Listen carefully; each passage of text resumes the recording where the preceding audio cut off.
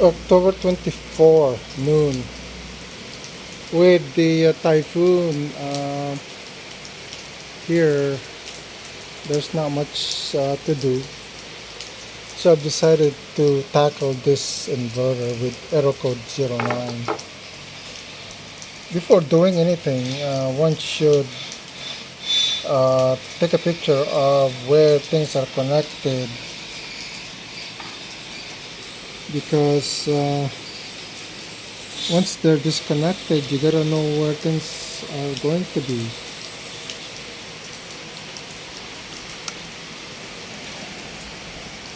So it's important to understand where things are supposed to be connected, because the pins look similar, maybe different, similar. So one has to be mindful of how the connections are inserted. So here the circuit board is taken off the housing. So I'm gonna flip it over and check the back. Or I'm just gonna do a quick visualization of, or visual check of the components. So looking at this component, it released the silicon. It made a smoke emitting diode or smoke emitting component. Don't know if these are damaged. These two are baked, cracked. This two looks to be damaged. Probably all of them are damaged. Hopefully these are not damaged, because are there any marking on these things? I can't see marking. Hopefully they're okay. Looking at the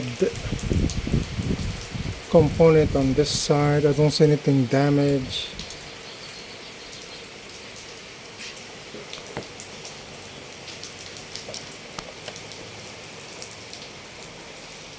I'm gonna take the flashlight. There's a bunch of fuses here, automotive fuse. I'll have to check each one of those fuses. Okay, using a flashlight to look at the component here, this seems to be okay. So it looks like these are the one that's basically fried.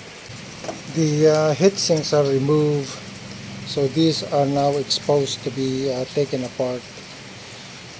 Now, when these fails, do not try to save what you think to be working components. It's a waste of time. Just get at it. Replace all 8. Just because 2 are good doesn't mean that they're good. Because these 2 fails, it means that these 2 will fail also. Similarly these.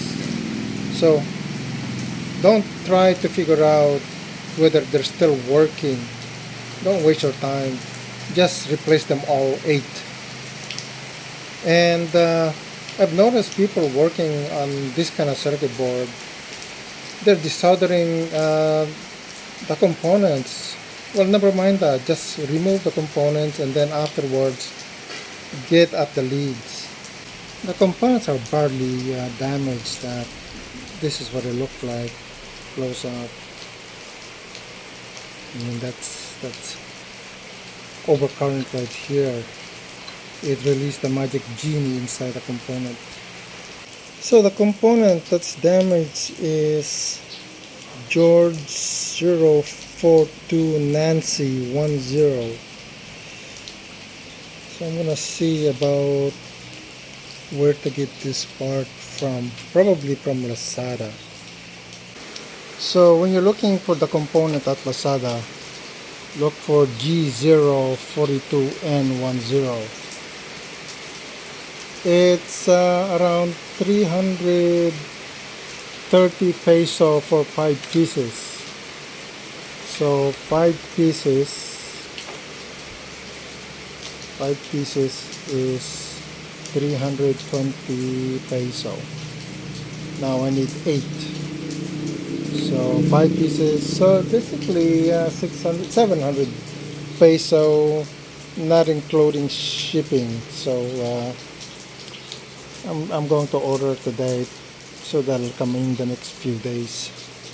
When working with circuit board and you need to desolder components, it's important to have a tool that you can control, set the temperature correctly. You want the tip to get fairly hot because these circuit board have quite thick traces, and the traces will act like a heat sink. So you want to place the tip there, and right away in seconds the solder begins to melt, and then pull off the pins like this while it's hot. So I'll do that. So these are the leads that were pulled off the circuit boards. It's a lot easier to remove the component and then remove the leads after. I notice a lot of people save the components. I don't get it. They're already damaged. Why work hard to remove it whole? It's useless. Get at it. Remove the body, and then what's left is the leads, and then it's easier to remove the component after. Okay, the holes are cleaned. You gotta know the right way to do these things, otherwise the pads will lift, and then you gotta do jumper. So that's based on years and years of working on circuit board. Eventually you'll get the feel of the temperature of the pads. For example, if the pads are tied to copper pour, you want to make sure you have the right temperature, otherwise that thing is hard to desolder. So this cleaning the hole took me like 5 minutes. It's fairly quick. So I did a brief reverse engineering of this circuit board. So the negative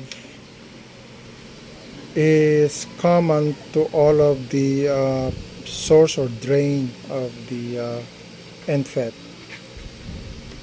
And what's being switched is the plus through the fuse, and then one leg of the transformer, and then are separated into 2 branches. One leg here is separated into 2. So I did the reverse engineering of the circuit board. This is ground, battery. So this copper core is ground.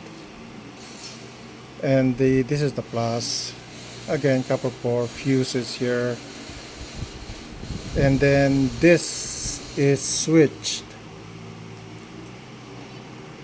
by these 2 coils. So there's a common coil here. This goes to this branch of the coil, and this goes to the branch of the coil. So this is plus, so it's pulse switching. Okay, it's up converting the DC into pulsating DC, and this is the output. And then the output is driven by these MOSFET. So someday, well, I mean, I can reverse engineer this thing. Is there a brain to this guy? Actually, is there a brain? Oh yeah, there's the brain. Wonder what is the brain. Anyway.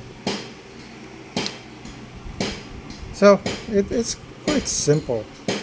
So the 24 volts is boosted. And then the boosted volts are then switched by these, I guess, IGBT something. I wonder what this is. Let me just... So these are multiple array of diodes here. So kind of makes sense. And then the IGBT or MOSFET then drives the other transformer here. No, this one. Actually, no. Probably. I guess I have to reverse engineer this thing. Anyway, this will then through this relay gives you the 220 volts. I wonder if this is involved. Let me just do a quick check. So this transformer is not part of the output voltage. It takes incoming 220 volts, and then actually I don't know what it does to really understand what this is used for.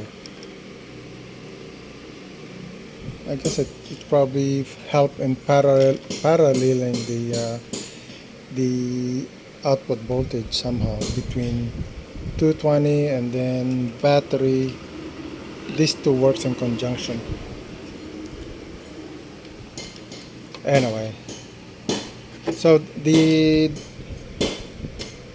components drives this transformer, which gives you the output boost, which then are driven by the IGBT to give you 220 volts. This is what I think is happening. To fully understand the circuit, I gotta reverse engineer it, and not interested in doing that because I'm not manufacturing it. So what's the point? I just want to fix it. Anyway, this is end of part 1. Stay tuned for part 2. So I'm looking at the pins. So here, G for gate, S for source. So the middle pin is drain. So it's similar to the other ones too. And because they're the same component, so source, drain, gate. These are the driver for the MOSFET. So I'll just do a quick check on the circuit. Mental reverse engineering.